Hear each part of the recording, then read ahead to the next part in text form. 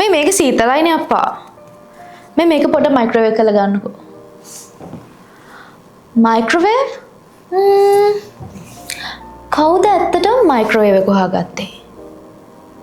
Microwave එක හොයාගත්තේ මෙන්න මෙයා. 1894 ජූලි 9 වෙනිදා හෝලන්ඩ් මේන් වලදී පර්සි ස්පෙන්සර් කියන පුද්ගලයා උපත ලැබුවා. ඔහු කුඩා අවදියේ ඉඳන්ම අනාථ දරුවෙක්. ස්පෙන්සර් අවුරුදු 12 දී පාසල් ගමන නතර කරලා රැකියාවකට යනවා. පාසල් ගමන අත්හැරියත් ස්පෙන්සර් ස්වයං අධ්‍යාපනය නැවැත්තුවේ නැහැ. ඒකේ ප්‍රතිඵලයක් විදිහට ස්පෙන්සර් වැඩිහිටියෙක් බවට පත් වෙන්නේ ඉංජිනේරුවරයෙක් විදිහට. ස්පෙන්සර් ඉලෙක්ට්‍රොනික විද්‍යාව පිළිබඳ ස්වයං උගත් විශේෂඥයෙක්. ඉතින් ඔහුගේ දැනුම නිසා ඔහු ගුවන් විදුලි ඉංජිනේරුවරයෙක් විදිහට එක්සත් ජනපද නාවික හමුදාවට බැඳෙනවා. නාවික හමුදාවෙන් පස්සේ ඔහු සම්බන්ධ වෙන්නේ ඇමරිකන් ඇප්ලයන්ස් කියන කම්පැනි එකත් සමග. 1945 අවුරුද්දේ කියන්නේ හරියටම දෙවන ලෝක යුද්ධය සිදු වෙමින් තිබුණ කාලයක්. ඉතින් මේ කාලේදී රේඩාර් තාක්ෂණය වැඩියෙන් භාවිත වුණා. එක්තරා දවසක පර්සි ස්පෙන්සර් ඇක්ටිව් මැග්නට්‍රෝන් එකක් ළඟ වැඩ කර ඉද්දි එයාගේ සාක්කුවේ තිබුණ චොකලට් එකක් දිය වෙනවා දකිනවා.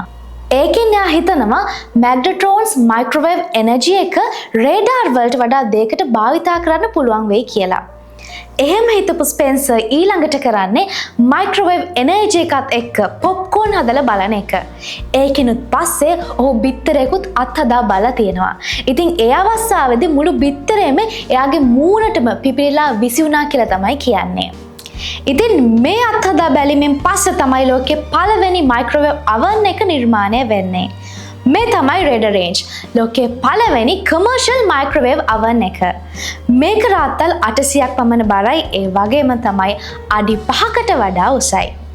ඇත්තෙන්ම කිව්වොත් මයික්‍රෝවේව් oven එක කියන්නේ හිතාමතාම සොයාගන්න උත්සාහ කරපු දෙයක් නෙමෙයි. එය අහඹු සිදුවීමකින් ඇති වුණු කුතුහලයක ප්‍රතිඵලයක්. පර්සි ස්පෙන්සර් එදා එයාගේ චොකලට් එක දිය වුණු හේතුව ගැන කුතුහලයෙන් හිතුවේ නැත්නම් අද ලෝකයේ මිලියන 200කට වඩා වැඩියෙන් පාවිච්චි කරන මයික්‍රෝවේව් oven එක නිර්මාණය නොවෙන්න තිබුණා. ඉතින් ඒ වගේම තමයි පර්සි ස්පෙන්සර් කුඩා කාලේදී ජීවිතේ ප්‍රශ්න ගොඩකට මුහුණ දුන්න කෙනෙක්. හැබැයි ඔහු මේ යද්දී පේටන්ට් බලපත්‍ර 150කට හිමිකම් කිව්වා.